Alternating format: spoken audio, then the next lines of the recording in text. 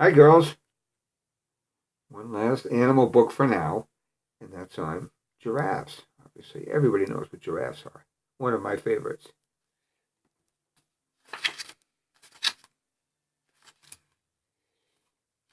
They said it starts off if you were an emperor or a king living a few centuries ago when you wanted to make friends with another emperor, what would you offer them as a gift? Gold, rubies, diamonds, fine silks? But most emperors already have those things. You want something even more rare and precious, something that will absolutely overwhelm that other emperor. How about a giraffe? Yes, a giraffe.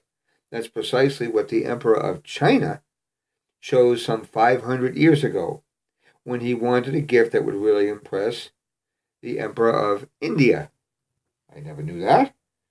What is so special about a giraffe that it would be considered a gift for kings? Let's take a closer look at this gentle giant of the African plains.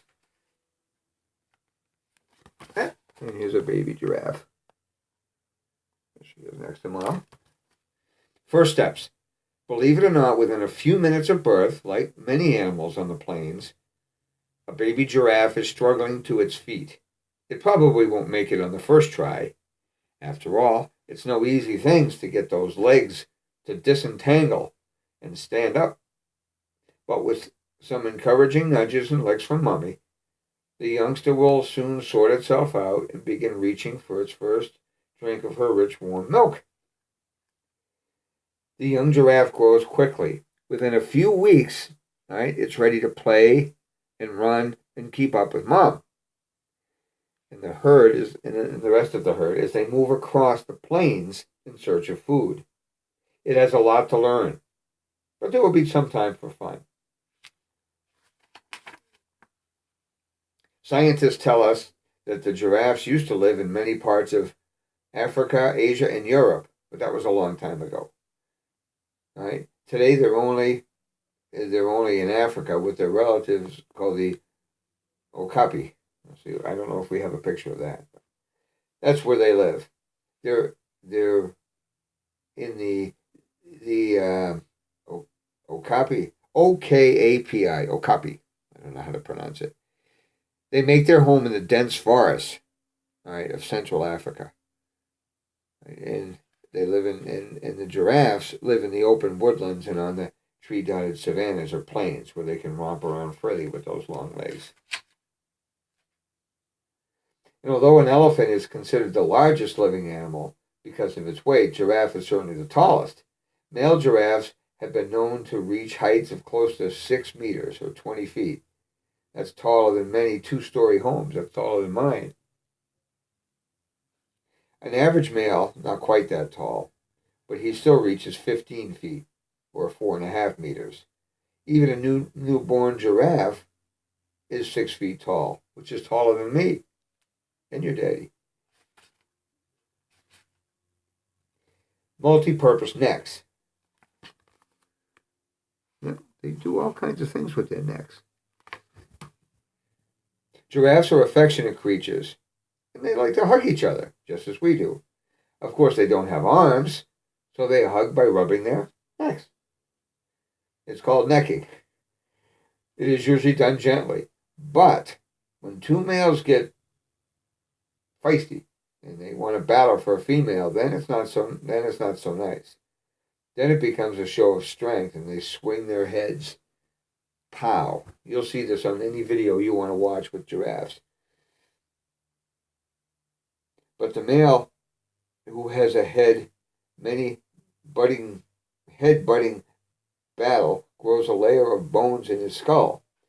Because of this, his head may weigh 45 kilograms or 100 pounds, more than you guys. The battle between two males can become quite spectacular. Usually one giraffe, or both, actually tire after 15 to 20 minutes, and they end without either actually hurting each other. I think this is a good shot of where they live. See, next to the zebra, some of the other animals on the plains. What's in the background? Oh, I can't tell. Just bushes. Yep, the giraffes and the zebras. Getting around. If you think it'd be fun to take a giraffe for a walk, think again. Since a walking giraffe covers well over 4 meters or 15 feet with each stride, there's no way. You'd have to run at your top speed just to keep up with them at a walk. Giraffes have a very unusual way of walking. They swing both legs on one side of their body at the same time. Both right legs and both, so front and hind, and then the left. It's called pacing. Walking is very definitely the giraffe's preferred way of getting around. But if danger threatens it, it can gallop at speeds up to 50 kilometers or 30 miles an hour, swinging its back legs out together and it's ahead of its front feet. They would overlap. Hard to picture that. And one of their defenses is a kick. They're peaceful creatures. They don't bother other animals, and they would rather run from danger. But fight, they can and will if they get provoked. Actually, very few animals are foolish enough to attack an adult giraffe. Babies are different, but a mother giraffe will fight fiercely to defend her. Her powerful legs and dinner plate-sized hoofs, are suddenly transformed into weapons. And a well-aimed kick can kill a full-grown lion. See, you know how big a cow is? Well, that's their prince. Look at the size of a giraffe. That is big. See, that's almost as big as my laptop computer.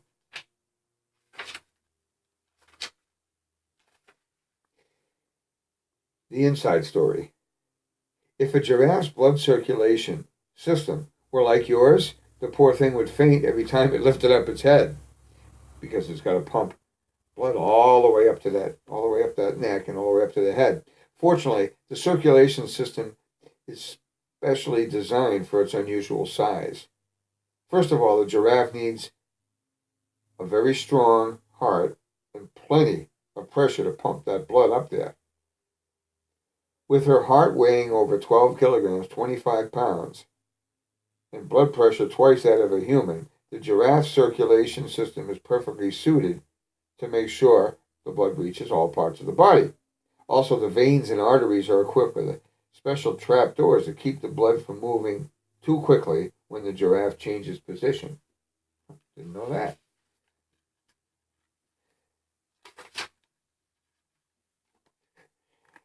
Just how much ice cream do you think you could get in one lick if you had a tongue as long as your arm? Because that's how long the giraffe's tongue is. Fortunately, the giraffe, which does have a tongue as long as your arm, has plenty of room for it inside its large head. The giraffe's remarkable tongue is 18 inches long, narrow, and blackish at the end. It is also very tough and muscular. All tongues usually are. The giraffe, and the giraffe can use it almost as delicately as you use your hand. With its tongue, the giraffe can carefully pluck the leaves even off the thorniest tree, which is a lot of times Acacia trees and other ones that have big thorns, and they can look right around them. It doesn't even matter how bad the thorns are. The tongue is so tough. Giraffes have 32 teeth, just like people, but there is one big difference. They have no top front teeth. Instead, they have a bony ridge up there and plenty of broad grinding teeth at the back. And that's how they chew their food, because they don't tear in. They're not meat eaters. They eat plants.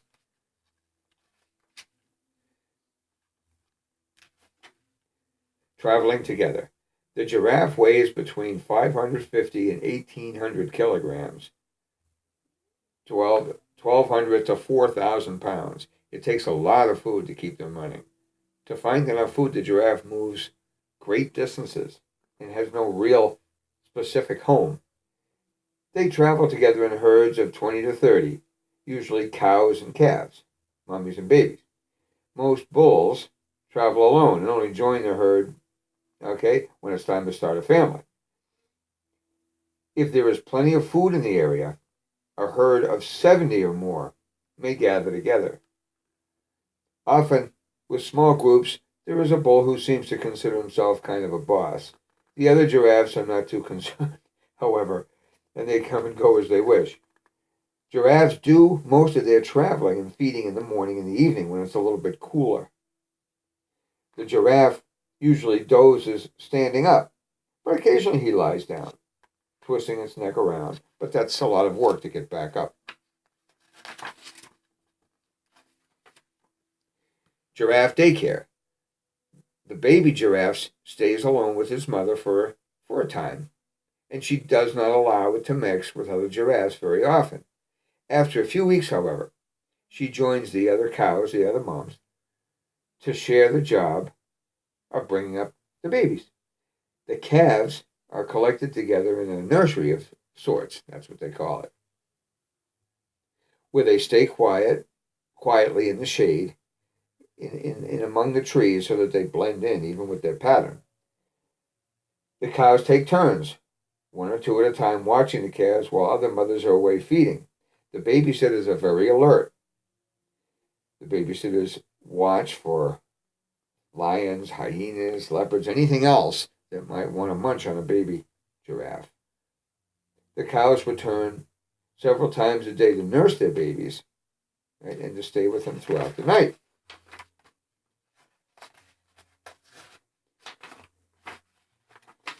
Growing up, a baby giraffe begins to nibble on leaves and twigs when it's about 2 or 3 weeks old. It will need its mummy's milk for many more months to come, but it must learn what to eat and how to eat it, which is the tricky part because a lot of the trees they browse on have thorns on them, like we talked about. Giraffe's tongue may be very good, may be a very good tool for getting hold of plants and twigs, but it takes plenty of practice to make it work right, like anything.